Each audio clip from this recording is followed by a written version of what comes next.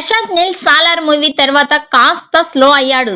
సాలార్ రెండో పార్ట్ తీయాలా, కొత్త మూవీకి షిఫ్ట్ అవ్వాలా అని అనుకుంటున్నాడు. ఇక ప్రభాస్ డేట్లు దొరికేలా లేవు అనుకున్నాడో ఏమో కానీ ఎన్టీఆర్తో ప్రశాంత్ నీల్ కొత్త ప్రాజెక్టును లాంచ్ చేశాడు. ఈ మూవీని పూజ కార్యక్రమాలతో గ్రాండ్గా లాంచ్ చేశాడు. కానీ ఇంతవరకు సెట్స్ మీదకు వెళ్ళలేదు.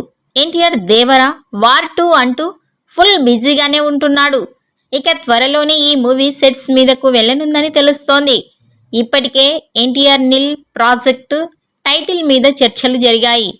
డ్రాగన్ అనే టైటిల్ను పెడుతున్నట్టు లీకులు అందాయి. తాజాగా బగీరా మూవీ డైరెక్టర్ ఎన్టీఆర్ నీల్ మూవీకి డ్రాగన్ అనే టైటిల్ అని చెప్పేశాడు. మాటల్లో అలా నోరు జారేశాడు. దీంతో ఈ మూవీ టైటిల్ ఇప్పుడు నెట్టింట్లో లీక్ అవుతోంది. నెల క్రితం ఇచ్చిన ఇంటర్వ్యూలోంచి ఈ ముక్క ఇప్పుడు బయటకు వచ్చింది. డ్రాగన్ అని ఆ డైరెక్టర్ నోటి నుంచి వచ్చేసింది. మొత్తానికి అధికారికంగా చిత్ర యూనిట్ ప్రకటించక ముందే ఇలా టైటిల్ బయటకు వచ్చింది. మరి ఈ డ్రాగన్ అంటే ఏంటి? హీరో పేరా? అసలు డ్రాగన్ అని ఎందుకు పెట్టి ఉంటాడు అని జనాలు చర్చించుకుంటున్నారు.